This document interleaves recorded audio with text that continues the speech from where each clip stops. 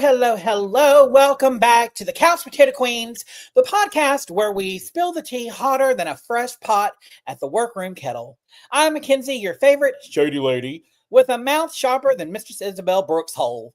And join me as always is my ride or die, my partner in crime, the peanut butter to my jelly, the absolute disaster to my organized chaos, the one and only Dakota. But wait, hold on to your lashes, because today we have an extra special guest. This queen has more charisma in her left eyelash than most of these queens have in their entire careers. She's fierce, she's fabulous, and if you come for her, well, let's just say you better come correct. Let's just throw some up real quick, just to see what I'm talking about. Oh, hold on. I didn't hear something. Here we go.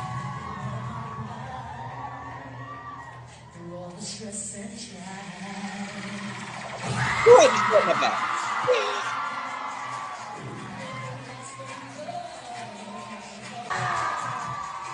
Oh, there went my pussy.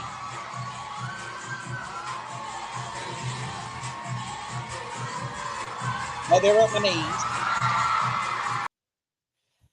Y'all give it up for the incomparable, shade-throwing, flipping sensation, Tsunami Rayne Duvall.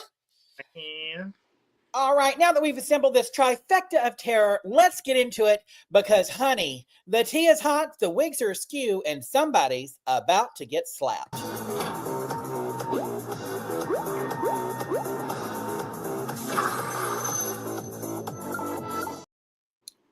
How y'all doing? Good, how are you?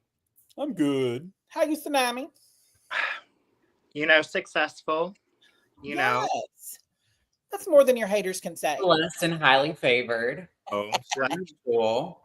I have to pass that. The third person is my good Judy, Miss Tsunami Rayne Duvall. She is a Southeastern queen. I won't say she's a state queen because this bitch is all over the Southeast and the South in general. And she's the one that we just watched doing the flips. Before we get started really quick, I have something I just want to read and say. And then we're going to get into being shady and nasty and, rotted hose. It is a heavy heart that I share the news of the passing of a giant in journalism. He was a dear friend, John Johnson. He was 77 years old and he left this world earlier today. The impact he made will echo for generations.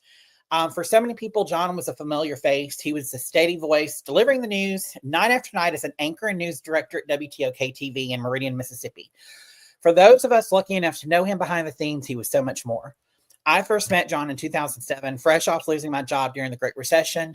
I was green, I was uncertain, and if we're being honest, terrified, because at that time, being openly LGBT in that industry was unheard of. But John, he didn't flinch, and he took a chance on me.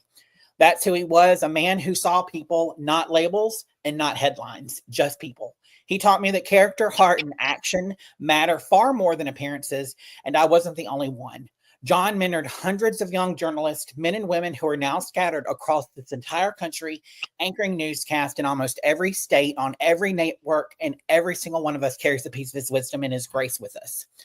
He was a trailblazer. He was the first African-American news anchor in Mississippi, was the first Black news director in the state, and his greatest role is the one that he cherished the most, was being a devoted husband to his wife, Pranati, and a proud father to Jennifer and Joya. He had a rare gift, a way of making WTOK feel like less than a job and a home. Whether you were just starting out or passing through, you were family, and he made sure you knew it. I'm forever grateful to have him help start my career with a mentor and a guide and my friend. Rest well, you've earned it, and your stories will touch the lives of everyone, and they will live on. And I would like to dedicate today's episode to him. So, with that out of the way, what did y'all think of this week's episode? Well, let Tsunami go first, since Tsunami is our guest co-host this week. Bye, Sophie. I think it was a little gaggy, definitely when they came back from in the workroom after the elimination. Girl, people are going to say what they want to say, definitely when they get eliminated. But at the same time, they should be happy with the opportunities that they were able to be on the show. But that did not happen. So with that being said, I think it was kind of, Not Yeah, professional. I definitely agree with Tsunami. I tried to make excuses for her because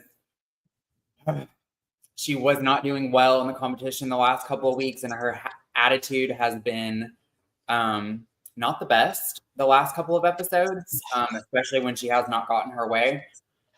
So when she wrote that message on the mirror, we know that Drag Race has been on TV for almost 20 years now. What was like 2008, 2009 was the first season. So it's been on TV for that long. So let's get into that. Let's start our slideshow really quick, and we'll get into all of this in just a second because this is going to cover what we kind of want to talk about. Let me fix our layout. There we go. Okay.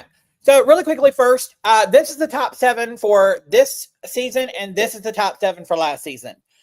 The question really quickly is, which was the better top 7, last year or this year? I think last year. I agree. Dakota? When it comes to like more well-rounded queens, I would say last season, but last season, all the top 7 were way older than the top 7 this year. I agree. As far as quality queens and queens that I could kind of get behind and want to root for, last season is better. As far as drama and good TV, this season is better. So I think it's kind of a mixed bag. I just want to say that like I like last season's because they actually had personality more so than looking pretty. You know, each one was different in their own way. So, but this season, I feel like they're all cute and beautiful rather than more than just that. So, yeah, I think a lot of them this season are cutesy, and I feel like some of them are trying to bring something or trying to bring drama, and it just comes off as forced. And then there's like 2 or 3 of them that actually are entertaining that are like carrying the rest of them on their back. When it comes I have not seen the Amazing Race 38 cast. I've seen rumors. If you will send it to me on Twitter, I will talk about it and we'll bring it up and I'll read it here in just a little bit. If you will, please. Thank you. Hi, Ben. Yeah, I agree. Yeah, I agree with y'all. So going back to what y'all were talking about, the queen's coming to the workroom and we have Arietti's message. Hi, bye. And I can't say if I can't remember what it says as one smelly, queen to another. Anya, please brush your teeth. Yeah, we're human beings. We all make mistakes and we say things we don't mean. But when you're on a reality show and the stuff is filmed and it's on TV and online forever, and you've seen this show that has been on for almost 20 years now, you do not make a mistake like that on television. Yeah, the queens were obviously gagged. It looked like they were all catching flies. But what really pissed me off, if this was just a moment to be a bitch, fine. What pisses me off is this moment where Anya comes forward and says, I have this insecurity. I came to the queens at the beginning of the season and told all of them, I have this medical issue. I need to go see someone to get it checked. Please, I'm brushing my teeth. I'm doing all this other stuff. But please, and she did not bring it up to production, and production's not the ones that put this in there, because of Arietti pulling her shit. That's why it got pulled in. So because of that, I think she's a rotted, hateful whore for pulling the shit that she's pulled. And then Arietti doubled down on it, and she's like, Anya and I are Gucci. We've already had our talk in person and hashed it out. I love Anya, period. Madge said, not a good look. And that I felt bad for Anya. But then she doubles down on it and she says this. Y'all need to understand. My relationships have nothing to do with y'all. If I apologize to someone, it's going to be to them. It's not going to be online.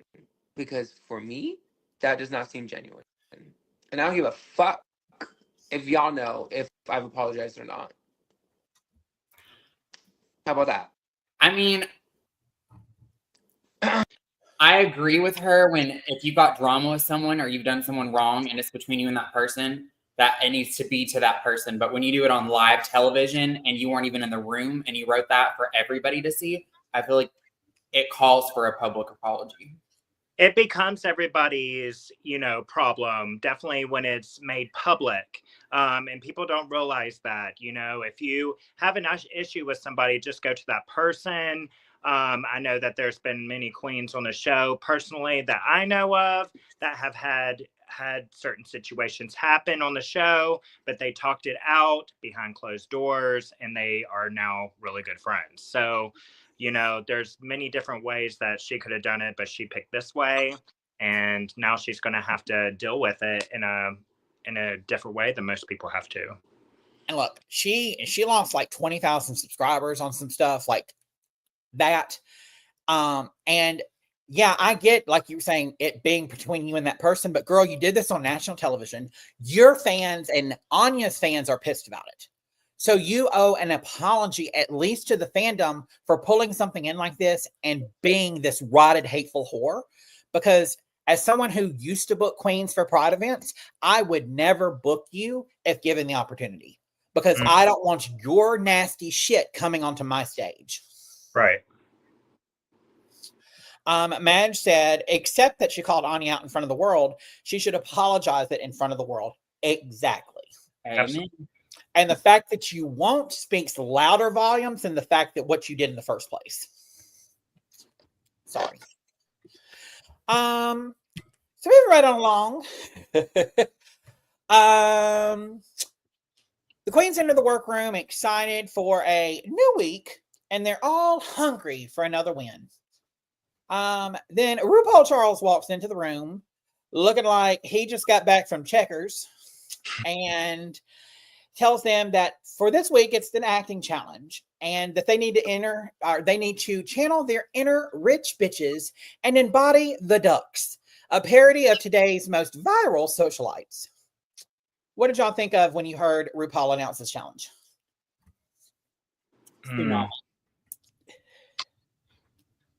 I didn't understand it. I didn't. I don't know. Literally, I mentioned this a couple episodes ago. Some of these main challenges that he announces, because I know they edit a lot of it out, they end up explaining it more in depth when cameras aren't rolling. But I don't get most of these challenges, the way he explains them. I'm like, what the hell is going on? Like, I don't know what's Truman going on. Who? The Truman Show.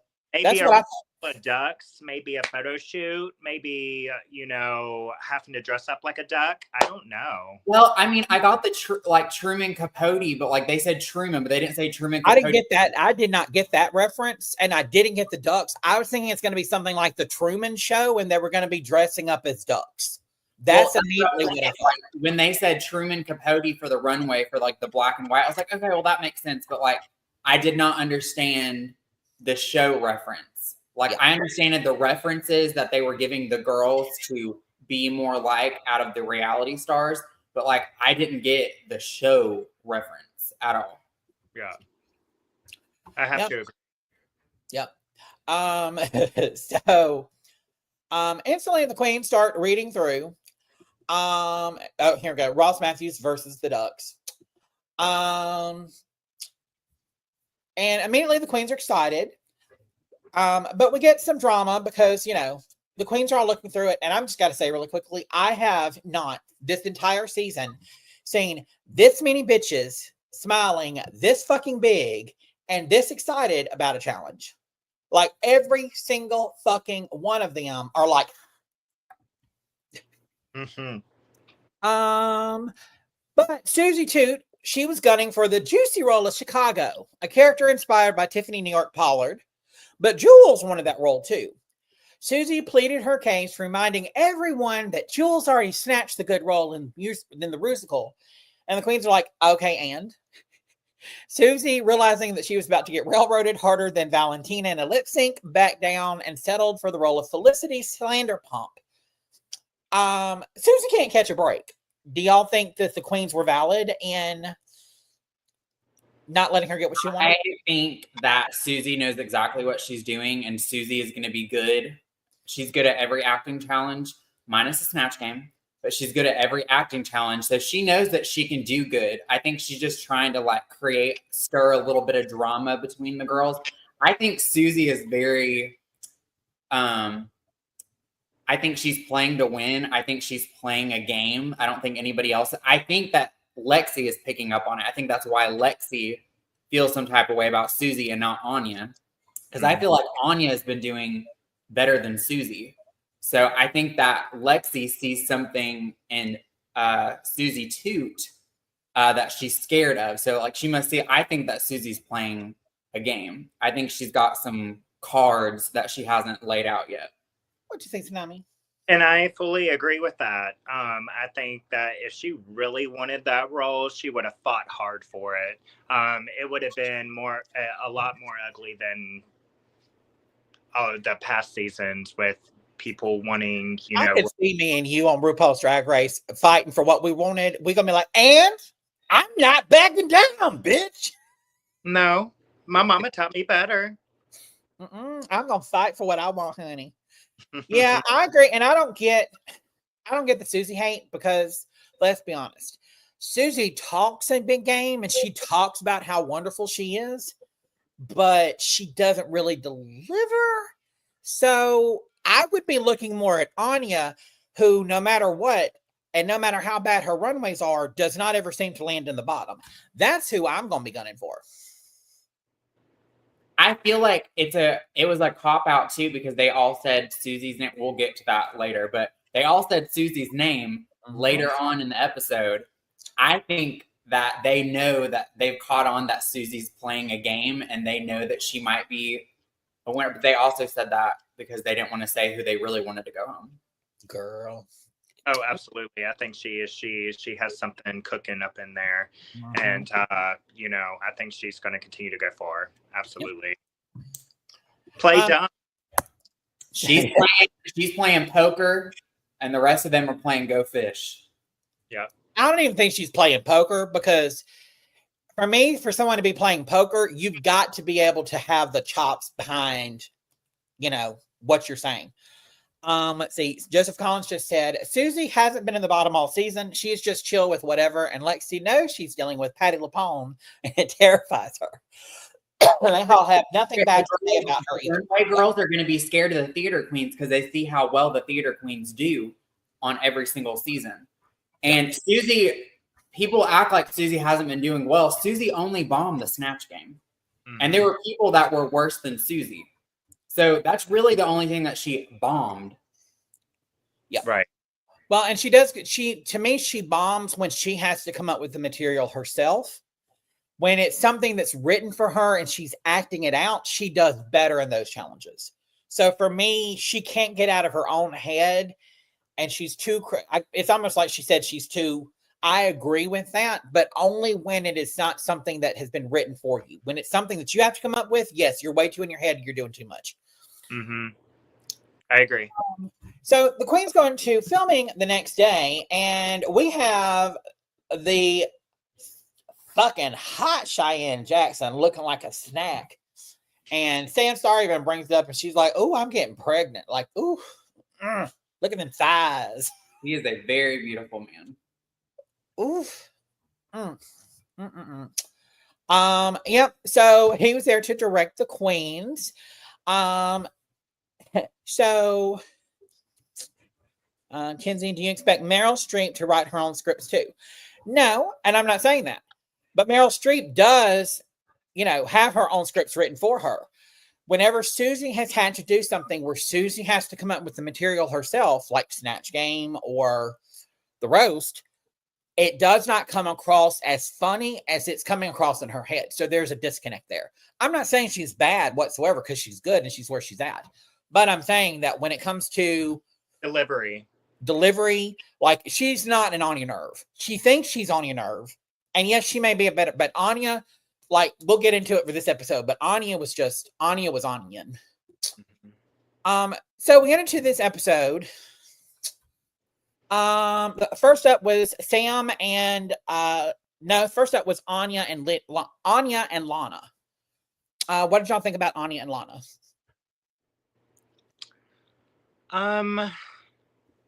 It was okay. I guess, to me. It seemed very safe to me. I don't think anybody in this challenge, I thought it was going to be harder to judge than what the judges thought. I thought it was going to be hard because I thought everybody did pretty well. Even though there was like, out of every single group, there was always one girl that kind of steamrolled over the other one. But I think they all, as a whole, did well. It was just there's always in every single group, there was one that was stronger. Like Anya and Lana. Lana did good. She's been growing and getting stronger as the season has went on, as we've seen in the last two challenges. But I feel like she did good, but Anya just was way stronger and stood out way more than she did. Yeah. Yeah. Yeah, I felt like Anya went full on method, and I felt like she sucked the air out of the room in a good way. And I felt like it left Lana gasping for breath, like a fish out of water in a way. To me, it was just the extra things, you know, like when she was sitting there and she had the breastplate or the panties and she had her nails and she was just doing this with her nails. I mean, like little things like that just added to the character. And there's a few times, if you notice, where Lana is looking towards the camera to where it's almost like, okay, it's time to go. And then she's like looking for the camera and then she would go and do her thing. So it's like little things like that for me is what pulled it back from being good for Lana. And I will say with Anya, it's taken me a long time to actually like her in this season. But I really liked her acting in this little script. You know what I'm saying? Like it was really good.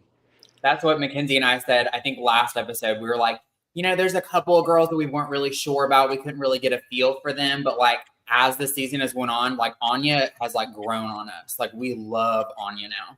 Well, especially like even in things like that, like this little scene right here, and they kept cutting to everyone sitting in the tables, and Anya just kept doing things with her eyes and cutting her eyes to every little thing.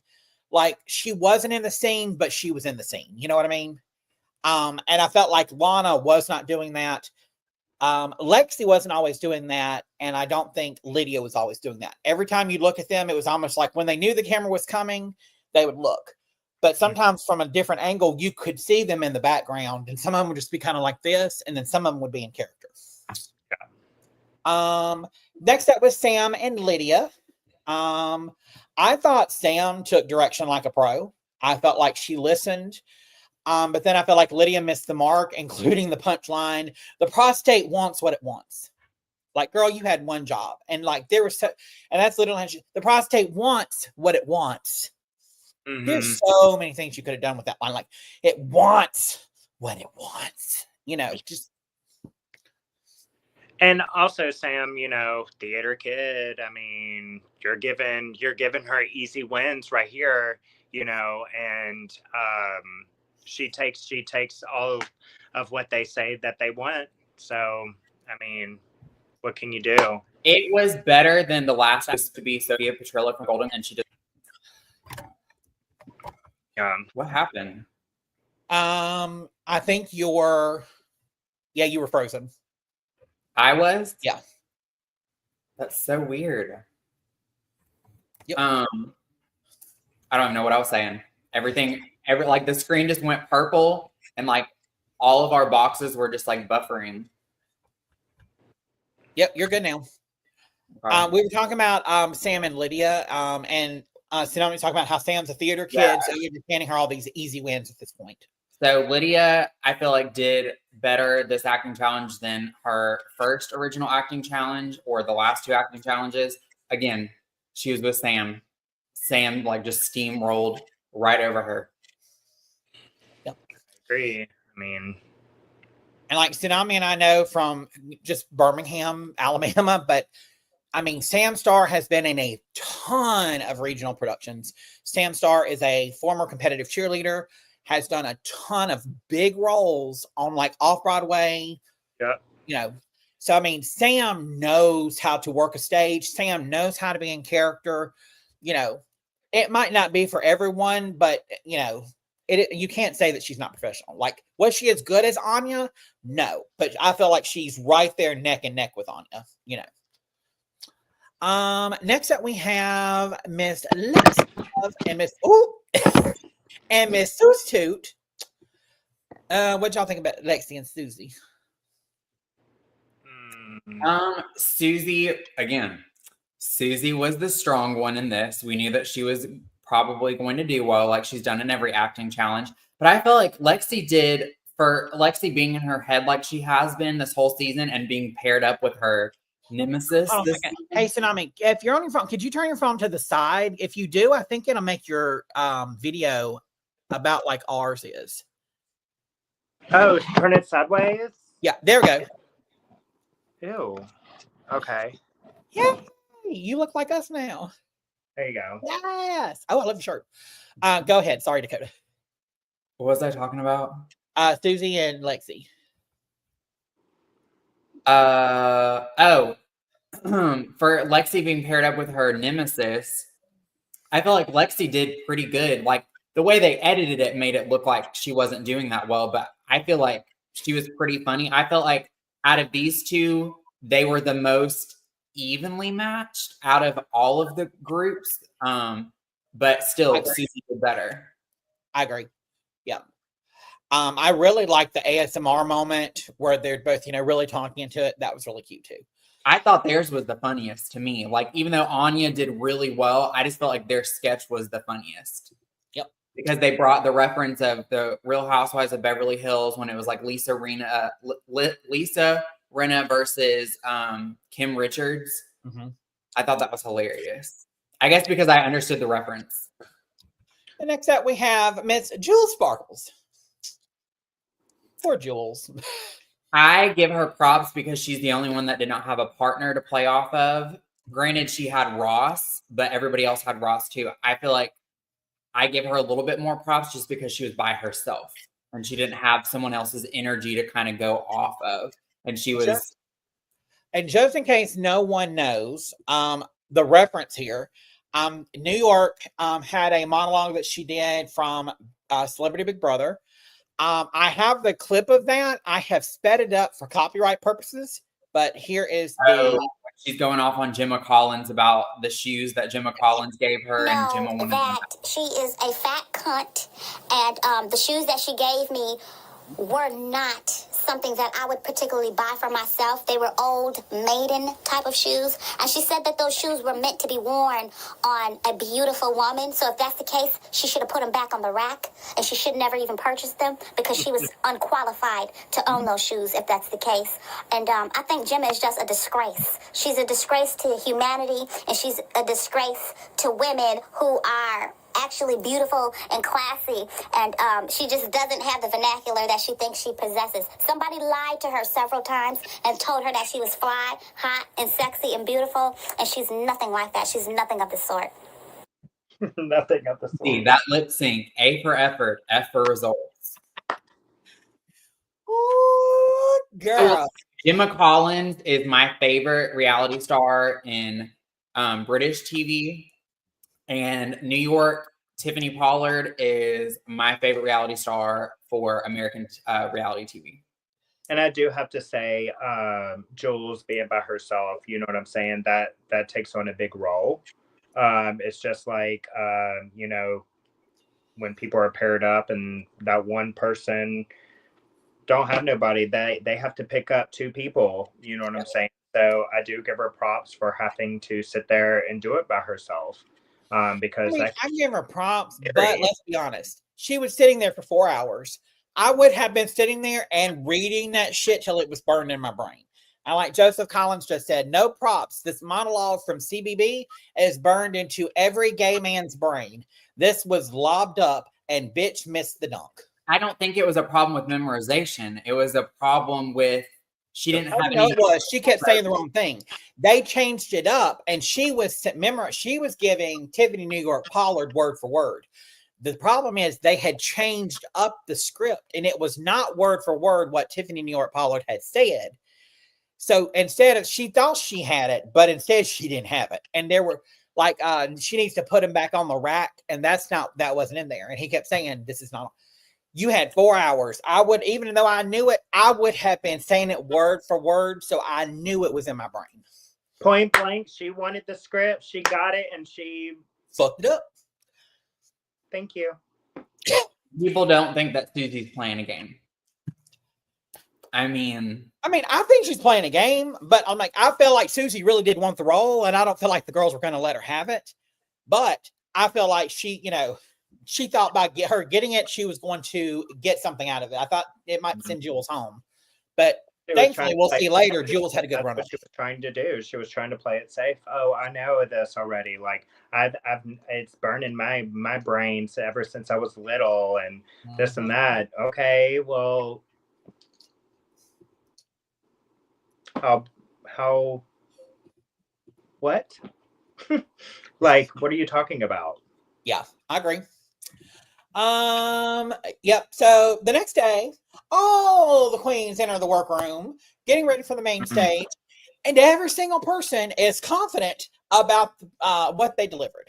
Can we talk about Sam's mug right now? Oh yeah, we can talk about. But what I thought was hilarious right here though is Lana says that in elementary school she was known for being a freestyle battle king. Mm-hmm. Yeah. So Jules said, category is drag race acting challenge. And Lana says, ha, ho, he, ha, acting. I got it. So then Anya says, it's minimal and I like it. And then she takes a swing at it. Mm-hmm. And so Lana says, category is season 17. She's like, listen, it's your girl Nerve. I'm on season 17. I don't play because all these bitches mean. Then Sam Starr is the big surprise here because Sam Starr comes up and shows both of these bitches up and says, all you bitches suck and you bitches can't even tuck. Get off my butt. You a nasty little slut. Cause Anya on my nerves. I got curves. Hit them with these swerves. Yes. What to say about this mug? I thought that was Lydia. Like now looking at it, I'm like, okay, that is Sam. I don't know why I thought that was Lydia at first. Well, they're both the most petite out of the whole cast. So I guess I've never seen Sam like mid paint. So I just thought that was Lydia. But why does Sam kind of look like Zach and Cody on the Sweet Life of Zach and Cody when they were doing the pageant and they were like, what was it? Lucretia or something was her name. Why does that kind of look like Cody? Cole Sprouse. I'm dead. I don't know. That's what I see. And dead. Joseph Collins said, Madge said, Jules is no Tiffany Pollard. And Joseph Collins says, Jules is experiencing Trunchbull politics. She wanted cake, got cake, now eat it. Period. We love a Matilda reference. Yeah. I mean, honestly, these eyebrows are giving me on Sam right there are almost giving me like shit, I can't remember the bitch's name now. But almost like my lipstick brows. I mean, just kind of how they're going up and his brows are always good. Yep. And I love how Sam's face, while it's still pretty almost, but it's always a little different. It's always, it's not the same just polished like look. It's not the same eyeshadows. It's not, she changes it.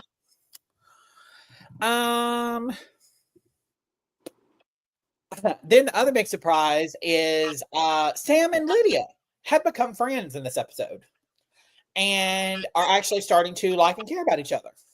Mm-hmm. Who saw that coming?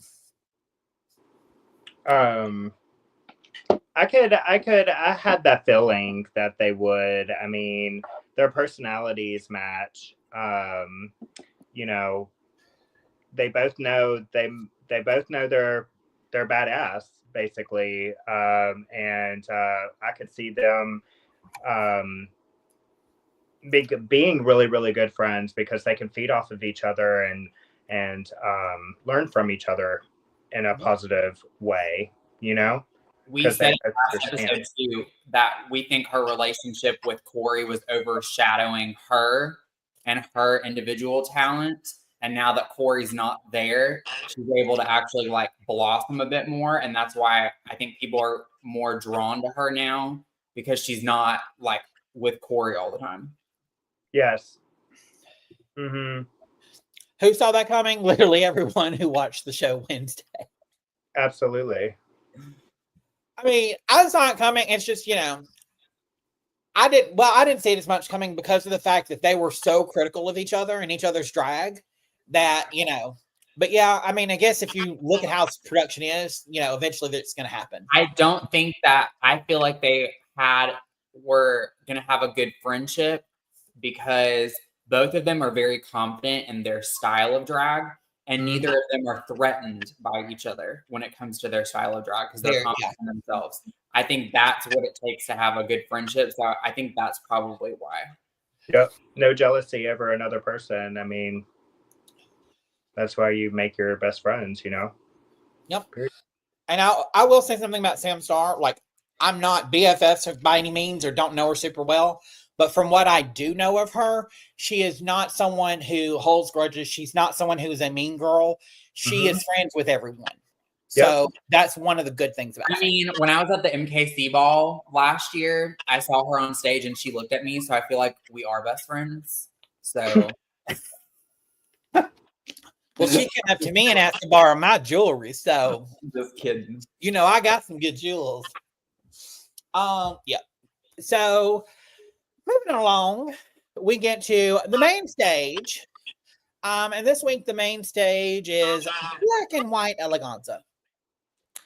I don't know what the fuck Ross Mathews is wearing. It looks like he stole something out of Cher's closet.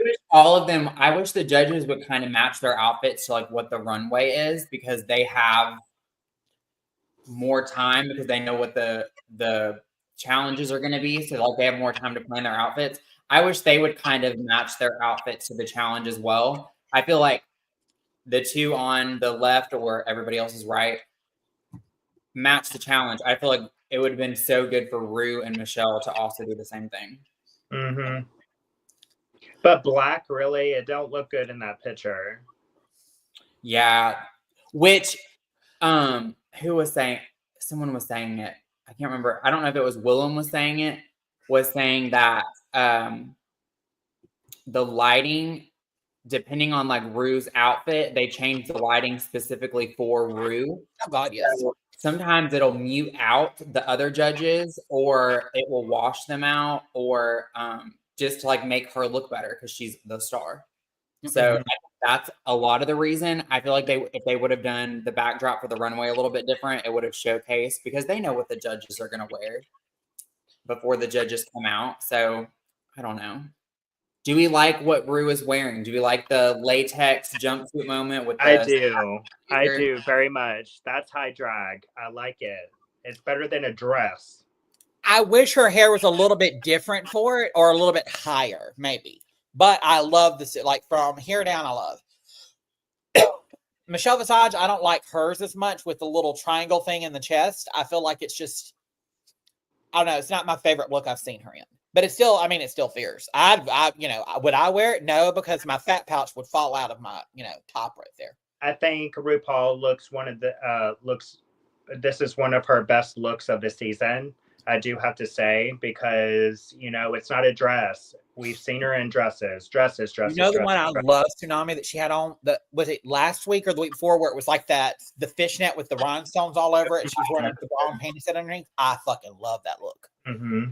So gorgeous. So we get to our runways. First up, we have Jules Sparkles. Mm-hmm. What y'all think of Miss Jules? It was cute. It's very Cruella de Vil meets, fashion, high fashion. Mugler, maybe. Very spiderwebby. So I don't know. I think it's cute. Oh, hold on. Let me put our. So we also do these. Slay of the Day, Mop It. Slay of the Day is an iconic look. Mop It is a stunning look you'd steal for yourself. Popcorn passes, And a quack-tastrophe means that it's a look that is a complete and horrible disaster. Okay. So would you mop it? I would mop it, yeah. It's cute. I really like how it's very tuxedo-y look. the hair was super cute. But I think she could have possibly had, you know, a high pony with the little balls, like Genesis had for her grinder outfit. That would have been super, super, super cute. But she went with the, you know, pinup girl, which is cute. I like it. Yeah. What do you think, Dakota? Mop it. Mop it. Yeah, I am also gonna mop it. I think it's gorgeous. I love that it's sketched on there. RuPaul said that I think she said that it was like actual Drag Race history was being made with this look, that it was gorgeous. She was stepping into her own. I feel like I've seen her in better looks, but she's fucking gorgeous and, you know, looks But amazing. I will say she knows she's done the same makeup like every single episode. She knows her face. She knows what looks good on her.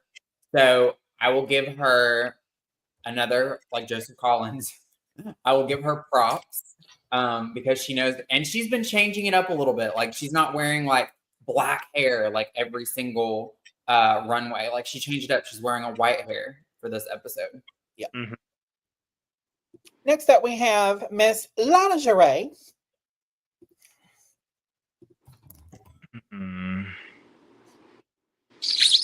Very simple. It could have been more. It's too whitey for me. It looks like a balloon. I didn't like it. Yeah, I agree. I feel like Lana keeps coming across. She's like trying to be a model. She's trying, and that's like her persona. I get it, but you just, the best she has looked was in the challenge because she was wearing ass and titties. That's the best she's looked this entire season, in my opinion. I get she doesn't like it. I get that she feels like it makes her look like a clown, but girl, come on, you can do better. And I don't know. This was not my favorite look. I don't like where it looked like a Dalmatian shit all over her tights. Like I don't get the polka dots on her tights and everything else. Is why I don't like it. That's what this is that's what it reminds me of. It reminds me of like Cruella de Vil, like House of Deville, and Beetlejuice, like How to Love Child. With this is a couch catastrophe for me. I hate this look. I've seen her take this off, like the top part, and had like rhinestone, like metal something in it underneath. But as a whole look, it's a big catastrophe to me. Yep. I find it kind of chic because it is so simple. It is something that I've kind of seen before. I can't remember what runway it was. I don't know if it was like Dior or something. I, compared to everybody else, I'm just going to say meh. I don't feel like anybody on this runway for this episode was a complete catastrophe, like a couch catastrophe. I'm just going to say a popcorn pass. And see, I feel like if she had put just a little bit more effort into her look for the runway, that would have been enough to put her into the safe category, and she probably wouldn't have lip synced. It probably would have been Jules and Butthole. But I feel like it's just so bad. It sunk her. But that's an ongoing thing for her, is her runways are not like, I don't feel like she spent the full. I want to know how much she spent on her package, actually, because it was not.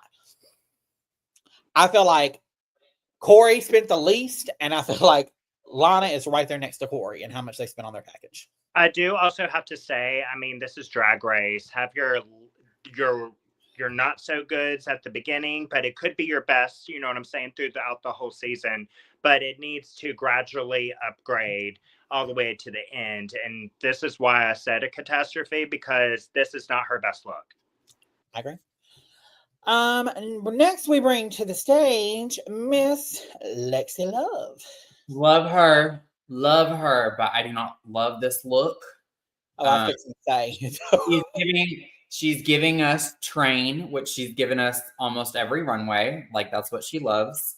But it's just a meh. Like I like Lana's more than I like this one. It's still not a catastrophe. It just doesn't look completely like realized look I don't know. It's a myth for me. Yeah, I agree. And I also don't like the fucking diaper that she's wearing, or it looks like a fucking diaper, a bejeweled diaper. Like, that's just not, girl. It looks like her dress rode up and she had on some cute panties underneath, and that's showing like. Because she like mummy wrapped like that chiffon black and white ombre. If it would have ombre'd and it wouldn't have had that harsh line, if it would have ombre'd more and it wasn't so layered on top of each other right there, I don't. Hey, but it's a bejeweled panty. Like, she's wearing a rhinestone panty. So so sorry, Lexi. Lexi is one of my good friends. But this isn't definitely not my favorite look of hers. She's done better. And I love you, Lexi. I'm so sorry if you watch this, but this is not my favorite. But I would definitely, I would say, you know, mop it. I would just say mop it. Oh, I would mop it, but I don't like the hair. The hair looks like it was maybe an afterthought.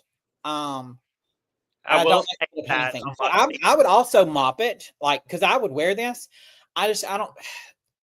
If this were any other fucking season, this would probably be a top look. Yeah. But we're in this season. You know what I mean? Right. Like I could see that as a promo picture for the Panther. You remember the Black Panther look? You remember? Yep. That would have been a great promo picture. Definitely dark purples and the white like that. Yeah. And you know, shout out to Lexi though. Like, from what I'm understanding, like Lexi showed up with like 100 suitcases, and she had looks on top of looks on top of looks. So I just wish this was one where she used a backup look, because it's just. I mean, how did she have 100 suitcases? Because most of they're only allowed 7, but I think she showed up with like 12 or 13. Like, she paid for her own extra suitcases. And what they said on Roscoe's recap, every one of the queens has said for every runway, she had at least 2 to 3 backups for every look. She's basically been wearing like bedazzled like bikinis and bedazzled like short and bra sets with a train almost the whole season. No shade, because I've loved almost every single one. Forget the first couple. Remember, she had the MTV, the TV look. That was great. She also had the astronaut look. So, I mean, she's given us some different shapes, but we have for 2 or 3 episodes now had a train. So, but the only thing is they don't know going in, they don't know the order of the runways. They're just given a list of runways to prepare for. And so also, you're getting Lexi Love as Lexi Love. Mm-hmm. You know, a lot of people just throw on outfits just to have those outfits. Like, this is Lexi. Just like Sasha Colby, you know, she had a lot of these looks and people, oh my God, no high fashion except for the end with the alien look. And, you know, she's doing basically the same thing. She's giving her. Yeah. So I don't know. I just need her to, I need her to give her, but I need her to give her unapologetically and get out of her own fucking head, because she will never be Susie Toot. She will never be Anya Nurse. She'll never be Sam Starr. She will only be Lexi Love. Absolutely. So give fucking Lexi Love. That's obviously something that they want to see, because they brought you there and you're still there. So get out of your own fucking head. Step your pussy up the way that we know you can, because we've seen you serve all this fucking. It's almost like it's the confidence. Yeah. Like, she's long out there and she's, you know, she looks, but it's almost like not as much as. I feel like her confidence is growing though, because have you noticed when she first came into the competition, she was out as a trans woman, but her looks backstage and in the workroom were a bit more demure and androgynous, but she's like actually starting to wear like shorts and skirts and high heels like in the workroom now, and she was not dressing like that towards the beginning of the competition in the workroom. So I feel like you can have to feel probably more comfortable, but also in the beginning, there's so many people that they're getting there a lot earlier. Hi, Mary. Welcome back. Good to see you. So they're not having to leave as early because there's not as many girls to transport. So she's probably able to take more time, and she's more comfortable with the other girls. Absolutely. You know, yep. But overall, I would say I would mop her look. I love Lexi. I love it. Just, you know. Next up, we have Miss Butthole, Lydia Butthole Collins. I would mop it. This is honestly, I know that her looks are very like East Village club kid. That's the reference that Rue gave her, and I do respect her looks. They're not necessarily my taste or my style, but this is the best that she's looked. This is the best runway she's had all season for me. I love it. It's giving very like Beetlejuice, like Circus Funhouse, like how Beetlejuice in the movie, like he had the long arms with the hammers. That's what this reminds me of. I have to agree with you, Dakota. I think it's really good. I would definitely say I would mop this. But I do really want to see her in a leotard with or a high fashion outfit where it shows her hands. Because there's a lot of drapes coming up her arms on the runways, and it's like, we understand, like, give us something else. Because I bet you she can model an actual gown showing her arms, you know, showing some skin, you know. But she's always covered head to toe. So but I say mop it. It's great. Yeah. This is the thing I don't like about Lydia, or well, I'll call her Butthole. The thing I don't like about Butthole is every time she comes out, she's got something in her face. Like it's either a hat or fascinator, or in this case, it's her hair. And she's always something like, she reminds me of a crazy cat lady that has killed like all of her cats that's died. She skinned them and turned them into outfits. That's what this is reminding me of. I don't feel like this is the best she's looked. I feel like she's looked better in one or two of the outfits that she designed in some of the earlier challenges. I like those personally better. Not the one where it looked like she skinned a bunch of dead cats. And she said, thanks, that's what I was going for. Yeah. I think she looks gorgeous, but she can't walk in this dress, so she can't properly model in this dress. So it's just, you know, and I'm kind of like y'all said, just I want her to quit hiding parts of her body. Like I want to see her head to toe. Mary is shady. Mary said, has she ever looked good? Yes, I would say she has. You know, probably when she had Corey's cock in her too, but you know. Yeah, I would say she's looked good. And this isn't a horrible look. It's just not, it's not for me. So I'm saying meh, or popcorn pass. But I would love to see. What I'm excited for with Lydia Butthole Collins is I feel like she will come back for All Stars, and I feel like she will be even better for All Stars and polished. She needs to get some Drag Race money, and she needs to get some experience and some exposure to other girls and ideas and come back. And I think she will be a force to reckon with on another season. Yeah, I agree. Next we have Miss Anya Nerve. I love Anya, and we know that her runways haven't always been the strongest, but she brings it on the runway with her personality and charisma. This was an okay look. I personally was not wowed by it. I feel like it was supposed to be a black and white challenge, and this looks more like black with a little bit of like a smoky metallic silver. I'm just gonna say meh. I would maybe mop it if it was like a little bit different. I do like the fascinator, but I'm just gonna say meh for me. Kenzie, quit spoiling these people. Who am I spoiling, Joseph? Who am I spoiling? And I did not say who. I would say I feel like she will come back to one season of it. I will say, I'm sorry, but this is the most high fashion I've seen on your nerve. I would agree with that, actually. With the fact, like, what Tsunami said with the fascinator and the dress. I like it. I just, for the run, like for this particular runway, it's meh. Like, I don't know. Like prom dressy. How do you say it? Yeah, like a prom dressy. Prom. Yeah, it looks like she's headed to prom. This is Yeah. like a high school prom dress is what it looks Yeah. like. And like Mary said, the dress is 5 inches too short. I completely agree. Yes.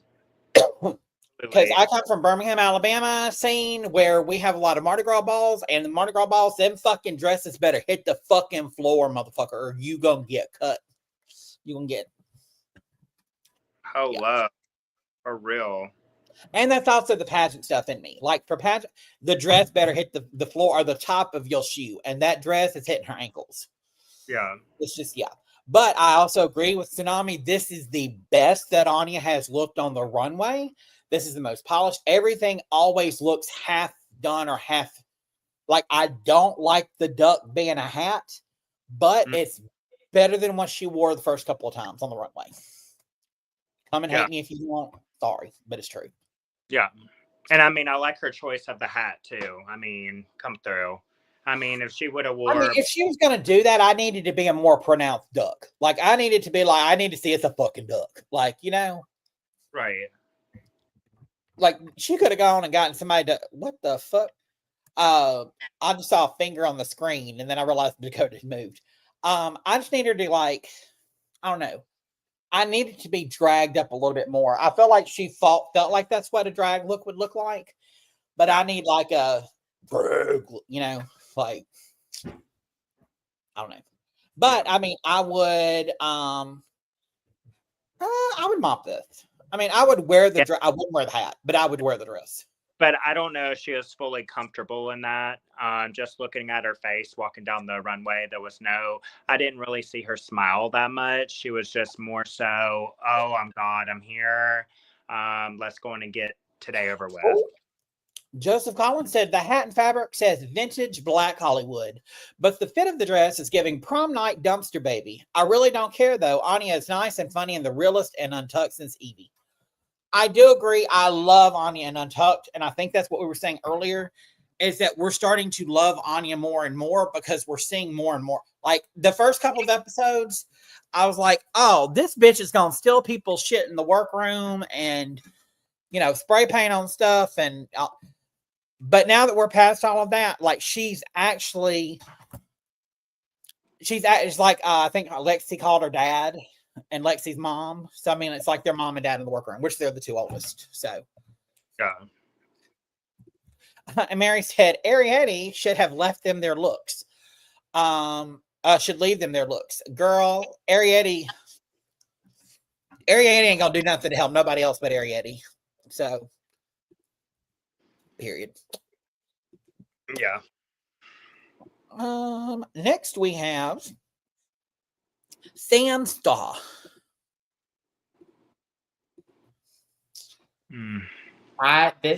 For me, this is the slay of the day for me. I love this look. I love the oh my god, what is the word? Not Joker. Jester. The Chester. Like the Jess, Chester. Jes, like Jesse Tur. Jester? Yes. The Jester. I love the Jester. I love the hair. Sam has been changing up her hair like every episode. Not every episode. She's worn the same wig 2 or 3 times. She hasn't wore this wig. No, not this one, but she's worn one similar. And she does have a blonde one that looks the exact same way that she has. The makeup, this is probably the most different I've seen her makeup all season. This is my slay. The cilantro of it all is what Jessica Collins said. I do have to say it's very, I don't know. Very Trinity. Oh, sorry. I don't know if that's a Mardi Gras mask or not, but I really, really, really like the mask that she is holding. It does go with the outfit. If she did come out wearing it and then took it off, it would have been a whole different scenario. But I understand where she is just holding it, walking down the runway. Like, that is very brilliant, because everybody else is just having an outfit, just scooting across the stage while she is just literally, hi, this is my look. Mary says, very she-devil by night. Oh, yeah, very she-devil by night. I love yeah, and I love how she, you know, then I think the judges also called it out where they loved it. Like, she had it in her hand and she was just jingling it. You know. Ryan Kemp says, hi. Hey, Ryan Kemp. Thank you for watching. Hey, girly. Hey, sissy. How are you? Yeah, I absolutely love this look. It looks like a it's very Mardi Gras-ish without it's very court jester without the Mardi Gras in it, like the black and white with the mask. It's not a Mardi Gras mask. What Mackenzie said, that reference right there. I could not come up with the word. The jester. I'm still gonna call it Chester, but the jester. Girl, my slay of the day. Yeah, slay of the day. Yeah, it's iconic. Let's see. Yeah, Jester. Jester. Yep. Let's see here. Oh, I forgot all about Miss Susie Toot. I don't know why. I don't know what it is about Susie and the runways, but every week I forget that she's even still like. No tea, no shade. Oh, girl, don't forget Miss Susie Toot, honey. I would mop this look. The only thing that I would change is I would get a very, very thick black belt to put on her waist to give her some shape, because it is very like straight down, very blocky. It has no shape whatsoever. I feel like if she got like a big black belt to match like the shoulder piece and the headpiece, I feel like it would have broken it up a little bit and given I've her even gotten a clear belt and put it around there, and the fringe would have covered it, and that would have given her more shape. Yeah, I agree. I don't like the fucking shape of this at all. Like, it needs, I need to see curves in her body from it. It just looks like she's wearing a potato sack. I could have seen if she was snatched at the waist, baby, but there is no snatchiness at the waist. It is very, very big on her. Yeah. Like it was a hand-me-down or something. I didn't. Yeah, this is somebody else's that she borrowed completely. I agree. I didn't get the whole cat. I didn't like the cat makeup. She could have did like an updo or something with it, and this is what the jurors wear in the musical The Cats. Like, that's exactly what this reminded me of. I'm like, oh, someone's going to court in this. Well, it's very Egyptian look. But I felt like she saw this, and it's probably a friend of hers. It's black and white, and then she's like, "Oh, you know what I could do? I could do like an Egyptian cat, like, you know, and put this on." And then she got in her head with it and thought that it would be fabulous, and did not. Again, it's like we've said so many times with so many of the queens. I'm not going to put Sam Starr in this category, and I'm not going to put Lexi or Jules in this category, because the three of them get it, but all of the rest of them just, I need shapes, I need proportions, I need to see their body underneath. Mary said it, just said she needs to drag it up more. Like, yeah. I mean, it's Drag Race. Let's be drag. Where's, drag. Yeah, and she had stoned the fuck out of the little black headpiece and black stones all over the headpiece here. And then maybe put some, like, where it would just catch the light going all the way down. I would have probably said slay of the day. Yeah. Yeah. No, this is big back piece or something. Like, come through. Oh God, yes. Yes, completely. I'm gonna say it's meh. I'm not even gonna say I would mop it, because I like to show more skin than this. I don't like to be this covered up. Like, I'm a whore. So I wouldn't even mop it. Oh, also, since Mackenzie mentioned this, can we give a little bit of a shout out to Miss Mackenzie, our regular co-host? She is wearing the beautiful color of orchid, or a muted fuchsia. She's giving us It's color. a baby She's pink. giving us color this season. Normally, you see her in a very monochromatic moo moment or a plum. You usually see me wearing no clothes and with a sheet pulled up around the front of me. Oh my gosh. Because I'll be on that video call with her and I'll be sitting here with a sheet like this. Yeah, girl. No, sometimes she forgets the sheet has fallen. A whole lot of triple P's in our face. I should say triple J's in her case. Them things is bowling balls. We have a disagreement. Joseph Collins says, I disagree. If you do a belt, you lose the continuity of the fringe. The illusion is that it's an alternating black and white stripes, and it would ruin the colors you get from the movement. I will agree to disagree with you, Joseph. Attached at the waist somehow, some way.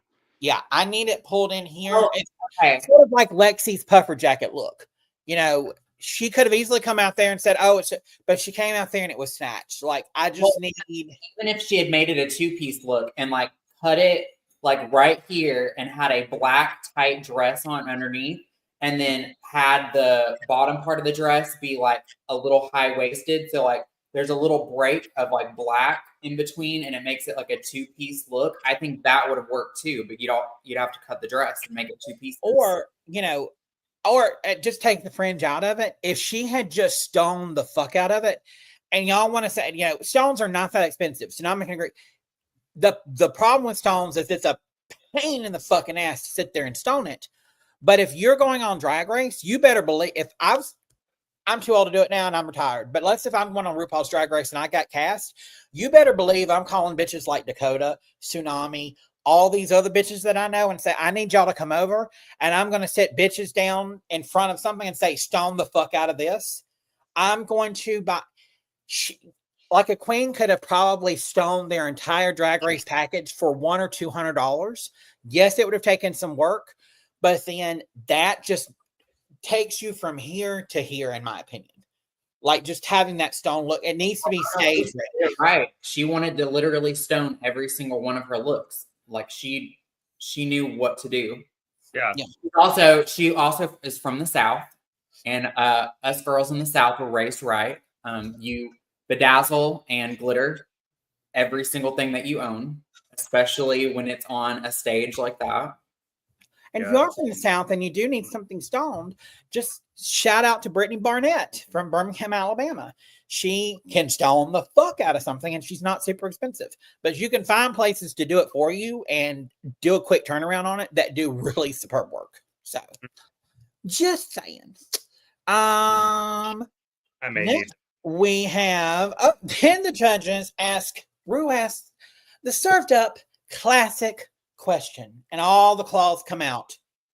Who should go home and why?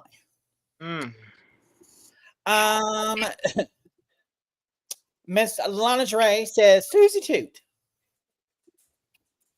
on your nerve, keeps it real, and says Lydia Butthole Collins because consistency counts and track records count. Here's where I call bullshit though. If consistency counts and if challenges count, why didn't you put your good sister, Miss Lana Dre, up in there? Because Lana Dre ain't got no wins. Mm-hmm. Lydia got one win. Everyone's got a win there, but Lana. I agree with Anya, like just because she didn't say somebody else that was big competition. I feel like that's a cop-out. That's a pageant answer to say, oh, I'm going to get rid of someone that's my biggest competition. They're not going to get rid of that person, especially if they've been doing well. Like, you're supposed to name who you don't think should be there based on how they've been doing consistently through the whole season. And I respect her for saying that because her answer differed from everybody else's. I do agree that it probably should have been Lana and not Lydia, but I do agree that you don't need to name who your biggest competition is. Going back to what we were saying a minute ago about Susie, Joseph did say, I agree, you can course it and bring the thing in. It's too loose to cinch right now. I agree. Yeah, and I believe RuPaul, and I think it was, who said this? I think it was on the pit stop with Monet. She was like, in these moments, RuPaul is looking to see A, who's gonna like be shady and say shit, but B, who's gonna keep it real. you know, and I don't really feel like any of them really kept it real, except for, honestly, I think Susie is the only one that really kept it real here, to be quite honest.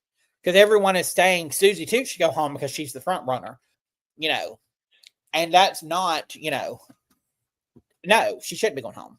We need the 3 girls where they're like, oh, who do you think should go home? And Raja's like, Shangela and Stacey Lane Mathews, get the fuck out.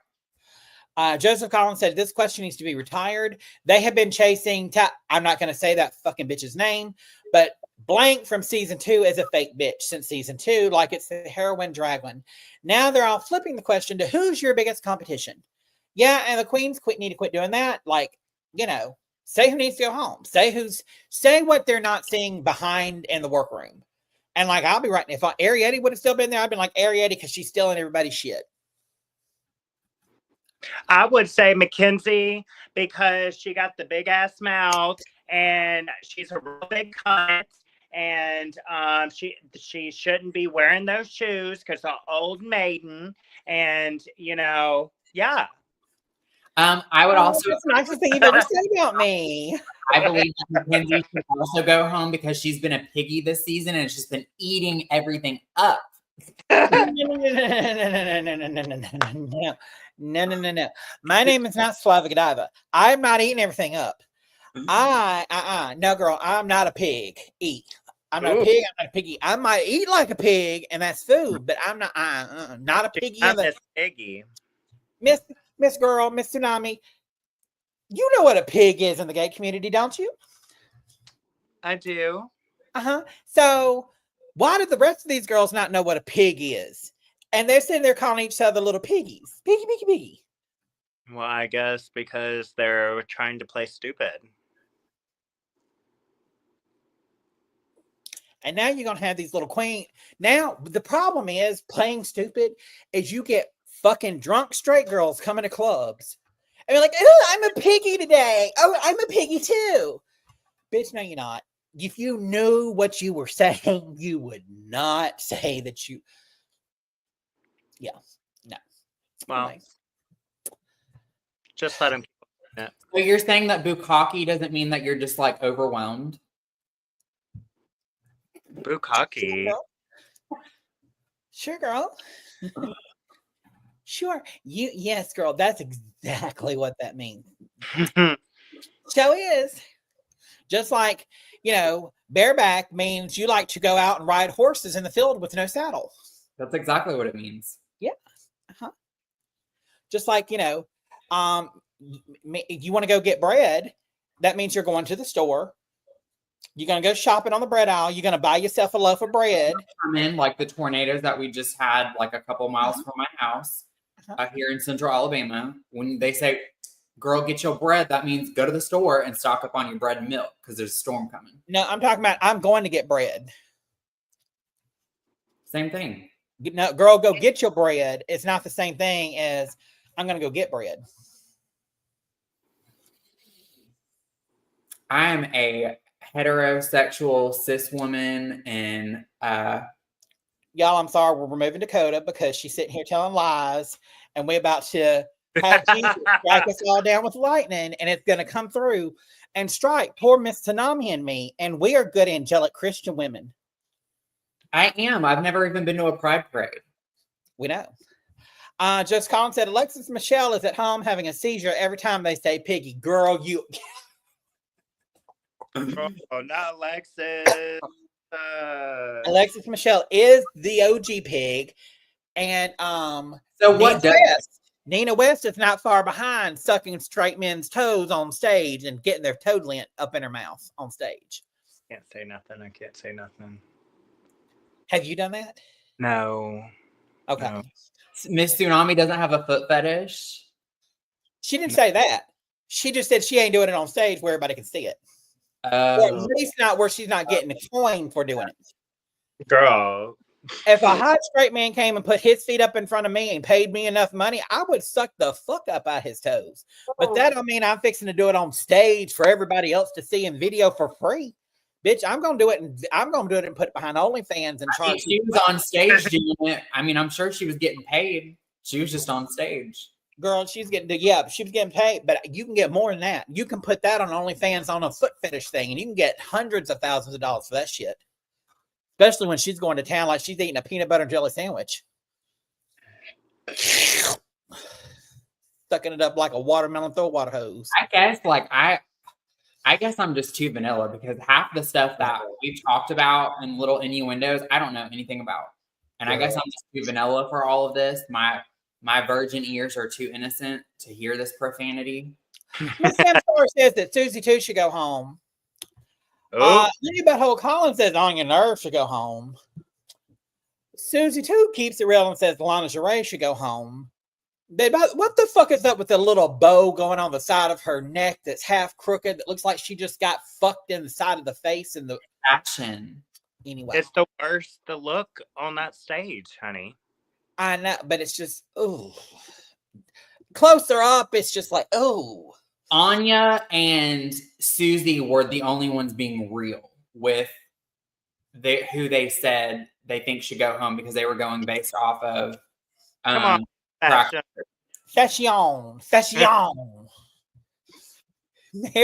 Mary is as shady as the rest of us. So is Joseph Collins. Mm-hmm.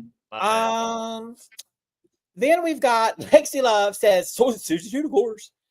And Jules Sparkles says Susie too should go home based solely on the fact that she wore that wig with that hairline.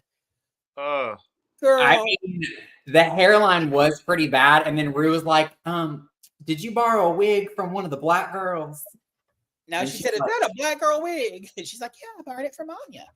Anya is wrong for that. It is giving like Susie Toot is a white woman that took a 23andMe test and said, I'm 3% African American. Yeah, just your hairline.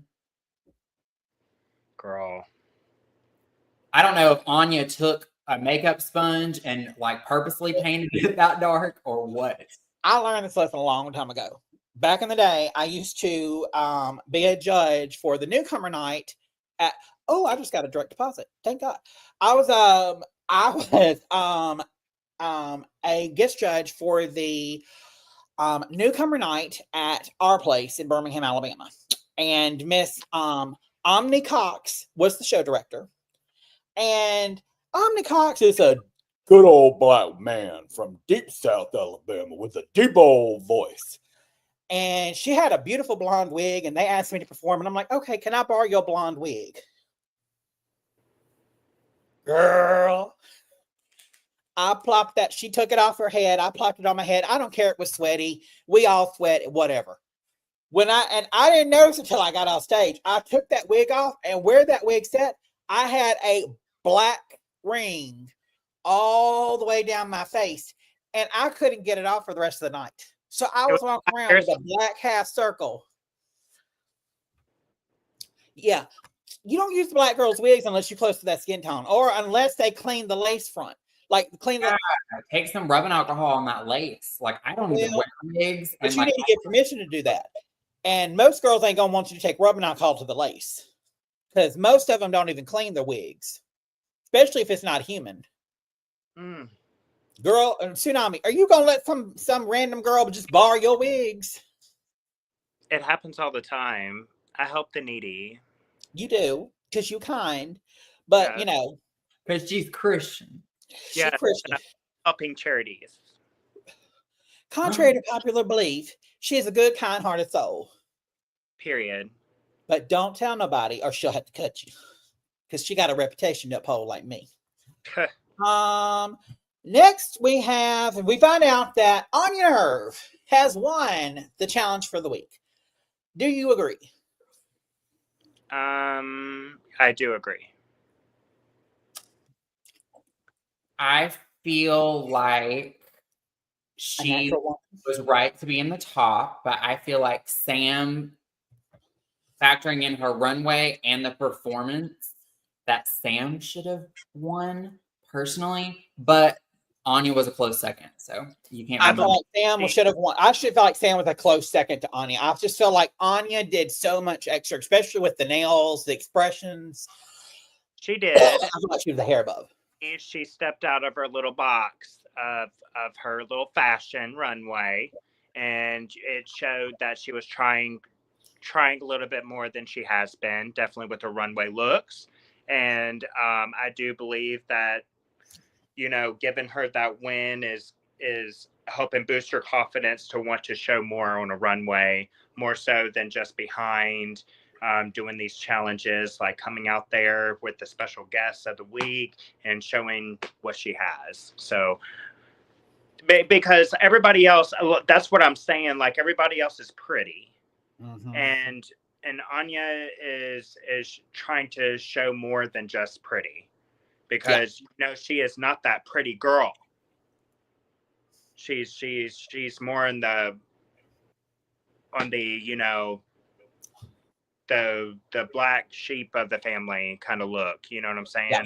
Yep. I know how it's like. So, I mean, she looked really good this week. Yeah, I agree.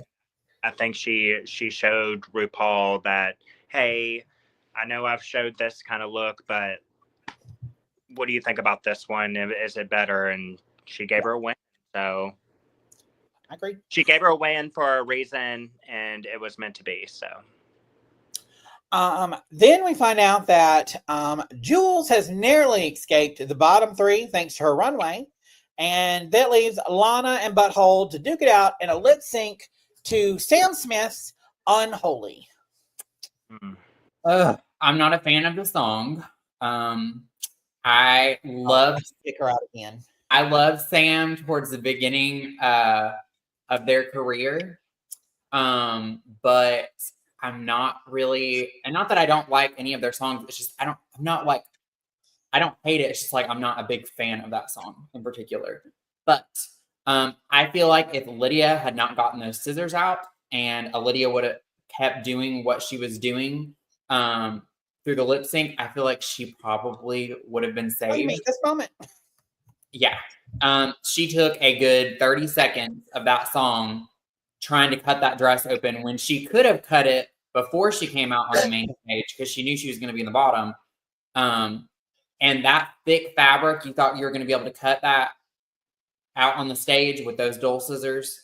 Lord, if she would not have done that to her dress, she probably would have been saved. And they probably would have sent Lydia home. I mean, Lana home. Well, as someone that's had to cut themselves out of a dress, it is difficult with scissors. And when, you know, to get that first, and I think that's what happened. She was trying to get that first cut and then she was trying to get it in there. As she got it going, it went down. The problem was she didn't think. All she had to do was go down and then angle to the side, and she could have gone around the fur down to the side and cut all the way through the dress. Or when she stepped through it, she was already, say the one on the right where she's got one leg in and one leg out. You can still perform like that. Or if she didn't want to ruin the dress, because it is a beautiful dress. She already ruined it. She could have cut a slit in the back of the dress so it would have widened the bottom for her to perform better in. She could have done that backstage, just cut a slit straight up the back. Well, that's a seasoned queen. Guys, girls, listen. What'd you call me? If you are a talented queen for starters, okay, you should be able to perform in anything. It don't matter if it's ripped. It don't matter if, oh, I got to cut this. No, you don't. You can lip sync the crap out of anything that you wear without making alterations to it just because you're in the top two. Okay, I mean bottom two. And this song, with her wearing that dress, doing the little jiggle thing that she was doing, she could have just kept doing that and just started doing like some nun shit, you know, and it would have been. You just perform. I mean, you're not performing by cutting a damn dress, right? And it starts off, she was the fucking winner. She was winning this fucking lip sync. I'm like, oh my God, Lydia's fixing to send Lana home. Then she tries the trick, pulls the scissors out, and then it tanked from there. And then Lana was able to beat her. All she had to do was keep doing it because she's got that thing where she's like, she's connected and she draws them in with her eyes. And like they were focused on her, and then she pulls that stupid bullshit. And the thing is, like, oh my God, it's a lip sync for your life. Like, come through. Like, this is like, to me, lip syncs are very easy. And like, you can control a stage with the energy that you put out there. Number 2 is, why are they lip syncing to a male singer? They've been doing that a lot. Like, they were really against someone doing a male character on Snatch Game, and now it's just completely common to do that. And then I've noticed the last couple of seasons, they've been letting them lip sync to male songs, like whether it's like Little Richard or Sam Smith. I don't know. And Milk came out as RuPaul. Look, all I'm gonna say is, don't come for me. I'm old school. I'm from like the 90s. When I was a show director, and Tsunami's a queen. If Tsunami showed up at my bar to perform, and she went out there and performed a male track song, she would have never been booked at my club again. Period. You are a female performer or female illusionist. You are a drag queen. You do female songs or comedy type songs. You do not perform as a man dressed as a woman. No. If you want to do a male song, then you need to become a male performer, and you need to do boy drag, or you need to do, you need to be a drag king. But drag has shown time and time again that it does not follow the rules of drag outside of the reality TV realm.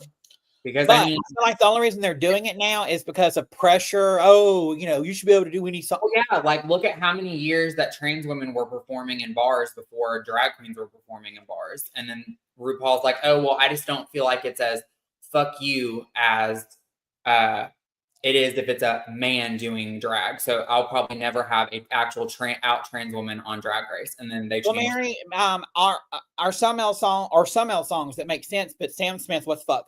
Well, this did win a Grammy last year for Best Song. So I can, if RuPaul wants male songs done, I mean, have drag kings come on the show. Like, do a drag queen series where you can have male songs performed by drag kings. That would be amazing. You know what I'm saying? Like, they're talented too. Yeah, yep. and they just in the last couple of years, they've like actually brought on out and proud trans men like Gottlieb and trans women. And then we're not even talking about trans men like that, though. We're talking about drag kings. Well, yeah. I'm like, how much longer until they actually invite drag kings on the show? Because we just had a which one was it?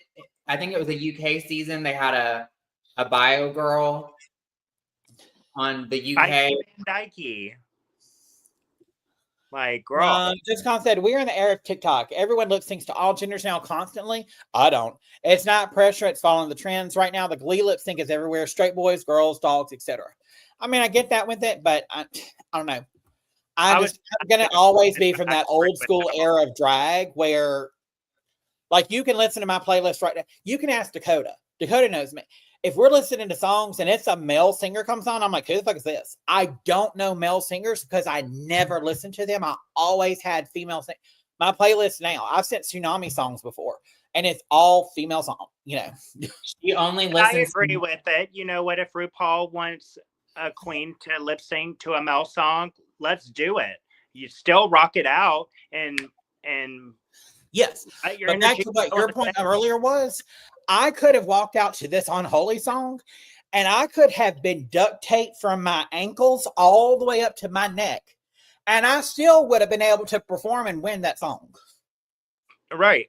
I might have been flopping around on the stage like a fish and, making it look like I'm being kidnapped and like, but that's why you put a spin on it and you put comedy on it.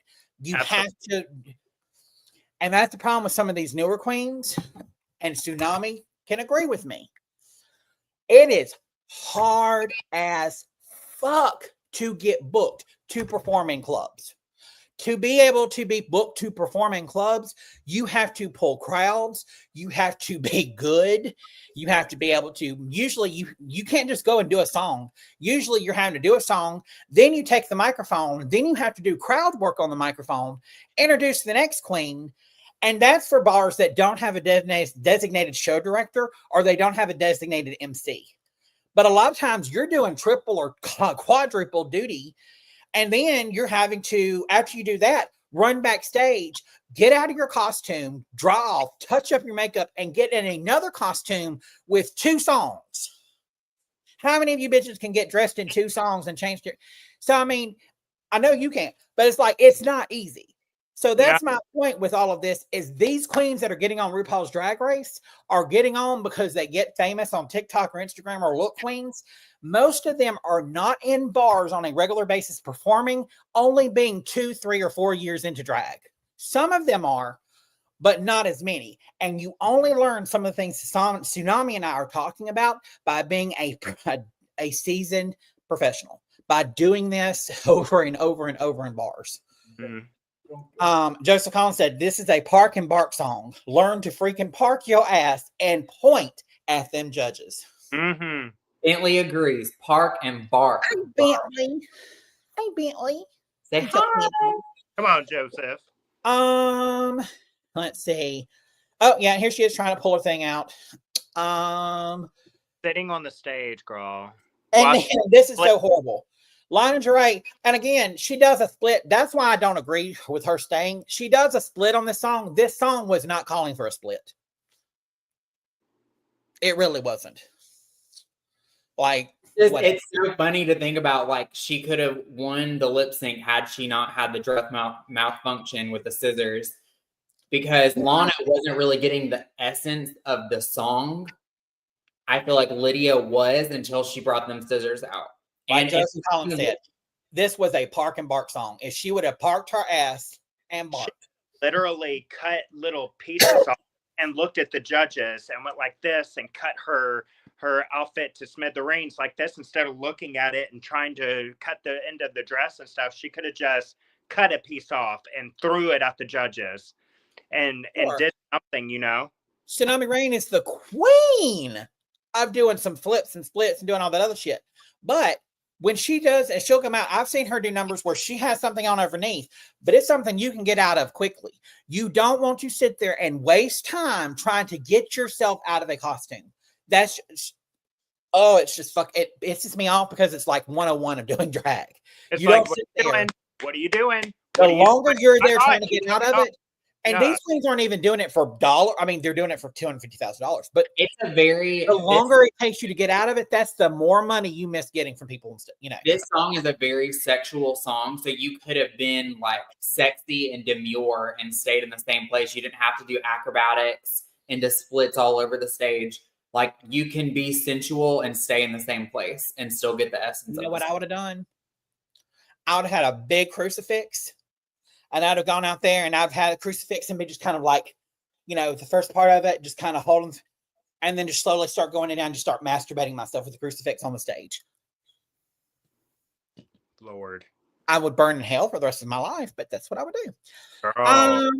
We got to watch you packing really quick. By the way, Dakota and I have been trying to figure out this ugly dress. The category for next week's runway is ugly dress. That's what they were given. So that's for all of these ugly dresses that we've been seeing the past few weeks. Yeah. But this was Butthole's looks. The red and black thing on the left, that was a backup that she had for the puffer jacket runway a couple of weeks ago. And then these next two are the one on the right is obviously her ugly dress. And then the other one was, I think it's going to be a streetwear runway, but I guess it was literally a potato sack with Lydia on it and an ugly fucking mask. I think that's really high fashion, though. That's very Burley Brothers. I do like the right one. Yeah. Then we've been doing a thing lately, Tsunami, where we're going through and we're looking at all of the queens that have been eliminated looks. In case you forgot, posted the day after our podcast, her blue jeans or her short shorts look. So that's what's on the right for in case you forgot. And then her black and white is on the right. I love both of them. Honestly, I was like, she was saving these looks to the end and she's not even here to showcase them. I love the denim look. I feel like between her and Lexi and Anya Nerve. I feel like I like this one the best out of the denim looks if she would have been on the last episode. And Very second embarrassment. And this is what, the third time they do an ugliest dress. Yeah. I do like this black and white look too. I like the black and white one. Huh? I love the black and white. Yeah. This was Joella's. No, ma'am. Yeah. And especially not with that hair. Then we have Crystal Envy and Arietti. Arietti's, the only thing white on that is her foxtails. Yep. Like, and Crystal Envy's, it's hard to see in this, but every single thing on that dress is googly eyes. So the entire hat is googly eyes, and the hat are all googly eyes. It's giving very Susie Toot. Miss Mary, I love her. Sorry. Yeah, I love hers too. Like that would have been different from anything else we saw on this runway. It's very RuPaul's Drag Race. And then last but not least, congratulations to RuPaul's Drag Race. They had their RuPaul's Drag Race live in Vegas, had their 1,000th show. It was fun. I watched the entire thing. You can watch it on Wow Presents. Ginger Mitch was sickening with yes. that. Did you watch it live too? I did. Girl, I'm loving these Vegas look, especially Plain Jane's. Her look is the best to me out of all of them. Mm-hmm. Loved all of these looks. Out of the numbers, so there's 4 queens. Ginger Minch hosted. Asia O'Hara, Jade, Morphine Love Dion, Plain Jane, and Jada Essence Hall were the 4 girls that were competing for the thing. I would say out of their numbers, they have like an individual talent. I like Plain Jane's the best. The workout thing with the neon, but then y'all, Morphine Love has a fire number that she does where fire was basically shooting up like I don't know how many feet up in the air. It was fear. I'm trying to run it forward a little bit and see if I can see what some of the fire. Sorry, Kennedy Davenport. Right there. Fire. It's sickening. Yep. Dakota. Yes. Look at this. This is the fire shooting up on the stage. Like what we do in the number. Through pyrotechnics. Okay. But the fun thing is that they had almost every former queen that has performed for live back. There were a few exceptions. One of the what's that? What is that bigger queen's name? That's now trans. She was on This Is We're Here. Oh, Eureka was not there, and she posted a live video saying that she is in rehab and she's going into her 6th week in rehab in California. That's why she wasn't there. And a few other, but yeah, most of the former queens were there. And it was kind of just fun to see all of it, but it was really fun. So if you have time, go and watch that. I would go if Kennedy Davenport was there. Sorry. This was the season 16 or season 17 top 6. They were all in attendance there. Sam Starr was wearing that ugly as fuck pink flamingo look that she wore, but girl, if I had it, I probably would have worn it to Vegas too. So 2 questions. Who is your tops right now? Who do you think is going to take home the crown? How many tops are we talking? 3. Girl, we can have all 6 of them as tops if you want. I mean, if we're doing a top 4, if we're doing top 4, it's going to be Sam Starr, Anya Nerve,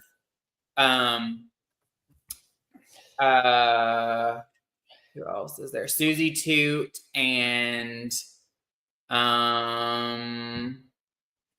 who's the other one? Jules Sparkles. All right, you want to know mine? Mm-hmm. It's going to be Sam Starr. It's going to be Lexi Love and Susie Toot. Anya Nerve is out of the question. Sorry. I feel like top 3 is going to be. I'm going to do a top 4.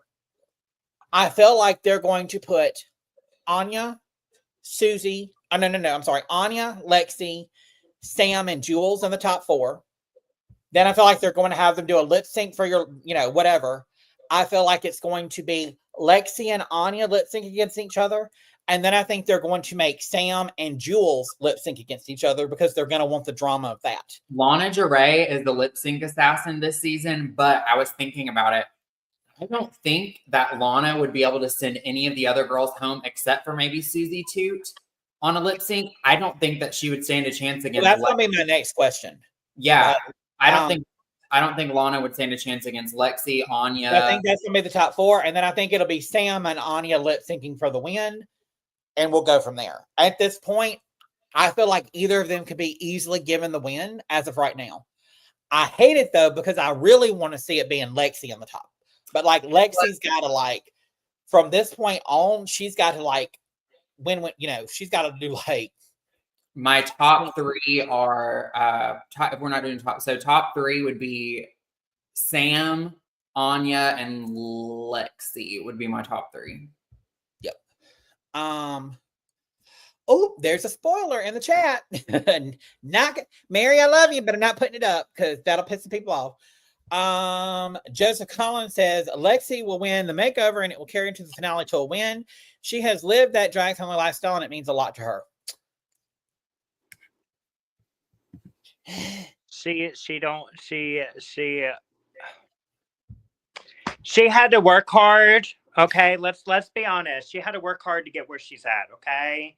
And there's a lot of people that float on drag mothers from previous winners or previously been on the show to get on the show. So I do have to say Lexi has earned her place where she's at without being in a drag family. And yeah, so you have to put in the hard work to sit there and succeed in life, and you can't just cheat the system. Mary thinks Lana's going home next week. I'd say I personally agree. I want to know who's going to send her home because I know if she's lip syncing against Susie Toot's about the only one left in the lineup that would not be able to send Lana home, in my opinion. I feel like Jules Sparkles, Lexi. If you really want to know, I'll tell you when we're not live. Okay, well, Anya, Lexi, Jules Sparkles, Anya, Lexi, Jules Sparkles, and Sam Starr could all send Lana home in a lip sync. I do. Say next week, my fingers. So next week is Ru's going to cast the queens in the charisma, uniqueness, nerve, and talent monologues, which sounds like perfect breeding ground for tears, drama, and questionable acting choices. But I feel like Lexi has been on this path of like trying. So I feel like I'm going to say Lexi. I'm going to give it to Lexi next time. And I think Lana's the next to go. I don't know. Sam may be up there with Lexi though, if it's an acting challenge. Joseph Kahn said, by drag family, I mean literally family living 6 to a room. She lived that shit. Yes. But I disagree. I don't feel like she will win the makeover challenge. And that's just me. Yeah. Who do y'all think is going to win? That's what we want to know. Comment who you think is going to take the crown for RuPaul's Drag Race season 17. And I love them all. So I wish they could all win, but Okay, All Stars 5, 3 with Trinity and Monet. Bob's drag daughter Monet. Yeah. Yeah. That would be cool if they did like a double win or a triple win. Hey, that would be iconic. I mean, it would, but I don't think either Trinity or Monet were very excited about that. So I think they would probably advocate against them ever doing that again. And I think RuPaul has said she probably would not do it again. But they've said the girls that don't win, that go into the top, but they don't win, end up having more successful careers than a lot of the queens that have won. Yeah. Unless you do something with it. Yeah. Mm-hmm. And but now that we've had the All-Star, the all-winner season of All-Stars, I think maybe you really can't say that now. Because now they're starting to reuse some of these girls of, and several different things. I do want to see but I do agree. I think whoever makes it to top 2 or 3, usually they do a little bit better. They have more opportunities because the winners, they're stuck into that for at least a year. They can't really do much else. They can't go on Drag Race Live. They can't do a lot of that. So I feel like they have more opportunities if they hit that top 4 mark usually. But even top 6, this is a good top 6. And the top 6 from last year, they're all really working and blessed. So, hey. Yep. All right. Well, y'all got anything else y'all want to talk about from this week's episode? Oh, happy St. Patrick's Day, everybody. Happy St. Patrick's Day. A big shout out to my parents. Today is also their 30th wedding anniversary. So they got married a month and 6 days before I was born, and I'm the oldest out of 5 children. So, yes, happy anniversary to mom and dad. 5. I'm the oldest of 5 kids. It's Dakota, Walker, Denver. I thought it was 4. Never mind. But yeah, it is. I was forgetting. I mean, I have 4 younger brothers, but I'm the oldest out of the 5 children. Yeah. Congratulations. Happy. Well, how many years? 30. God damn. Or wait, hold on.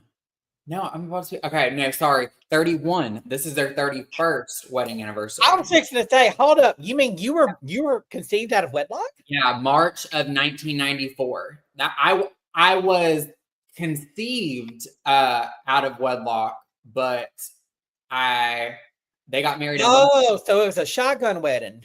Yeah, so they got married a month and 6 days before I was born.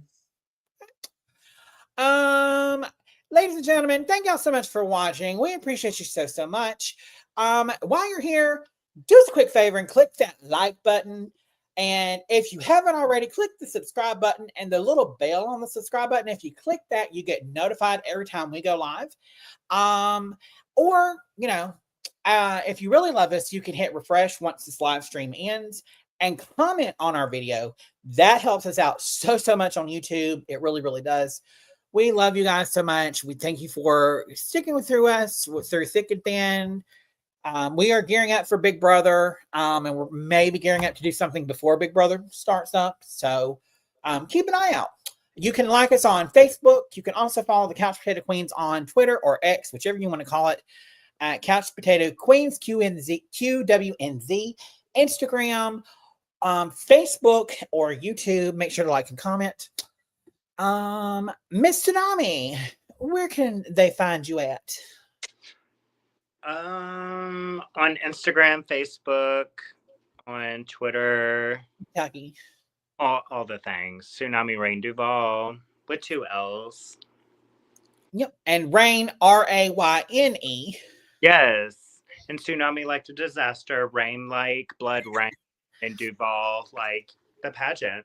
Well, and I spelled that out because then Dakota is spelled, you can follow her, but hers is Raine. So where they can find you at, Dakota? Dakota Rayne Wages on YouTube. Not that I have any content yet, except for here. And then Dakota Rayne XOXO on Facebook and Instagram. Every time I hear both y'all's like middle names, Rain, I'm just like, Rain on me. And then I have that same spot. That's where my name came from. Is it really? Yeah. And a lot of people, there's this guy in Huntsville that thinks that I got his name, and he really wants me to change it after the whole controversy thing. But little do they know, I actually got it from Blood Rain, the video game. And I love it. So my mom named all of us after cities and states because she wanted something in our long lost Native American heritage. So she wanted to stay true to that. She wanted something more unique. So that's why we're all named after cities and states. So Dakota is my birth name. That is the name that I was blessed with.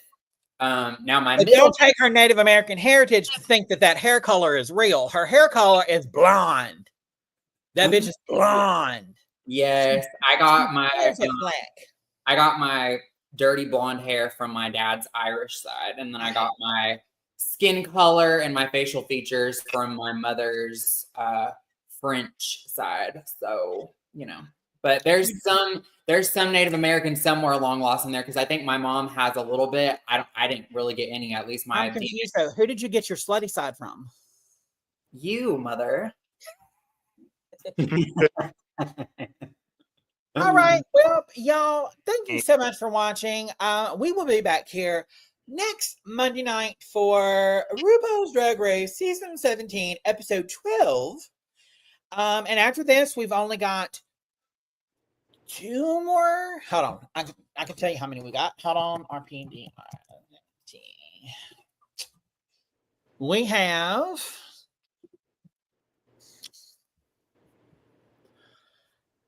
So we've got next week, which is going to be the